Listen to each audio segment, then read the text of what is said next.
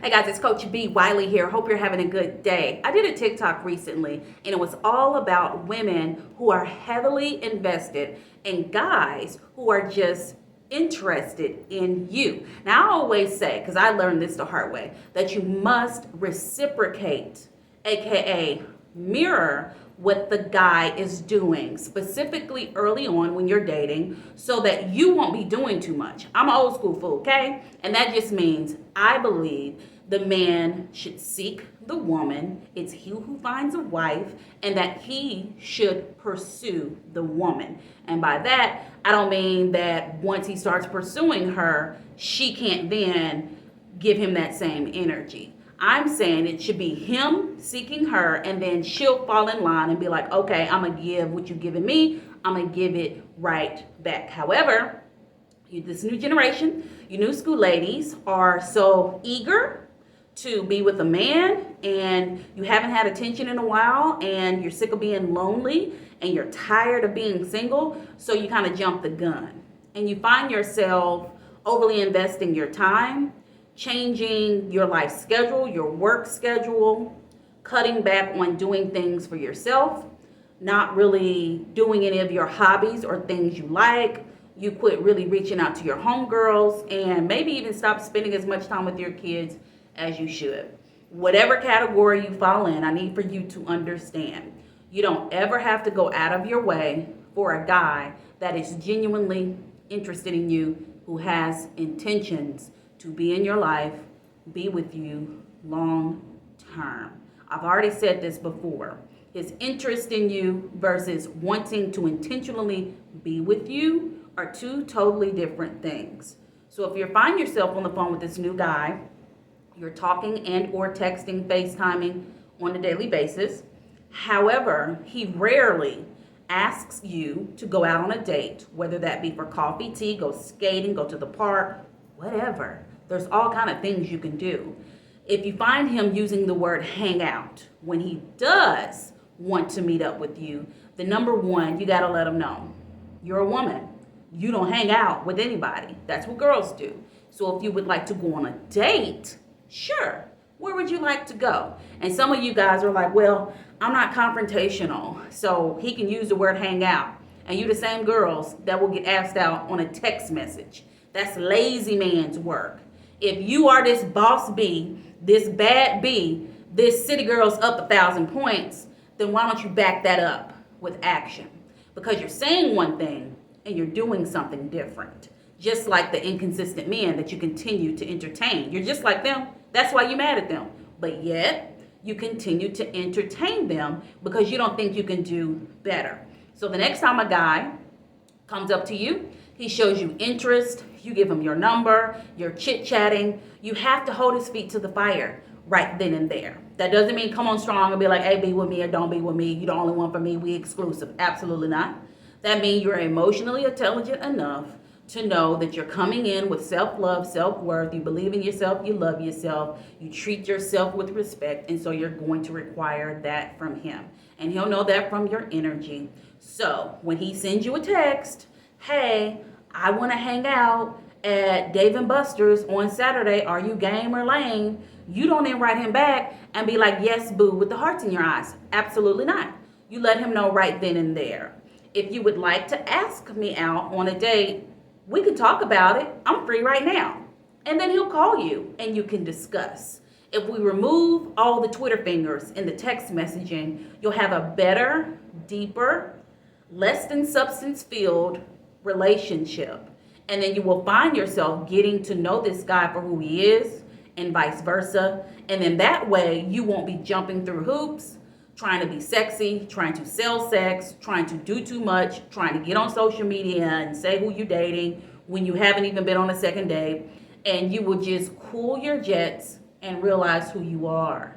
The overeager beavers are the main women who are left on red, single for on and off single. You can either be single for a very long amount of time, and or it can apply to women who jump from relationship to relationship and are single for a small amount of time. It can kind of go both ways. However, there is nothing wrong with taking time out. Of course, we know that I was single for, I don't know how long, years.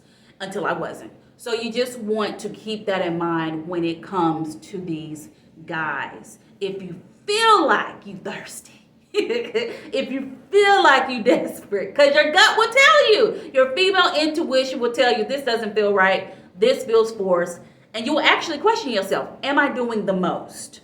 So if you're not sure your own female intuition, ask your homegirl, ask your closest guy friend. Well, not guy friend. Don't ask your closest guy friend. Ask your closest relative and or girl friend. Okay? I said don't ask your closest guy friend because that's a whole nother story. You probably shouldn't be having a close guy friend if he's heterosexual. Now, if he likes boys like you like boys, sure. But if he doesn't, try to stay away from that. Remember, I told you here first. And if you want to know why, put it in the comments. I'll make a video about it. All right, so anyway, so think about it that way. When you're first going into it, if you feel yourself doing a little too much, if you feel yourself being a little thirsty, if you feel yourself like, maybe I shouldn't double text, maybe I shouldn't send this novel, maybe I shouldn't say, good morning, handsome, how are you doing today? Maybe you should draw it back, and that's A-okay. Be self-aware, and then be honest with yourself. And if you don't know how to do that, then you're going to screw yourself, literally and physically. So a man, what they do is when they're interested in you, their actions match that. And when they're uninterested, their actions match that. So your only job is to be you and pay attention to what he's doing, because that'll show you how you need to move. And when and if and when he's not giving you the response that you want, even if he's the one who said, hey, I'm trying to talk to you and take you out. Maybe he had a change of heart. Maybe he's just dragging his feet. Maybe he's full of crap. Maybe he got a wife. Whatever it is, it's not your job to overcompensate.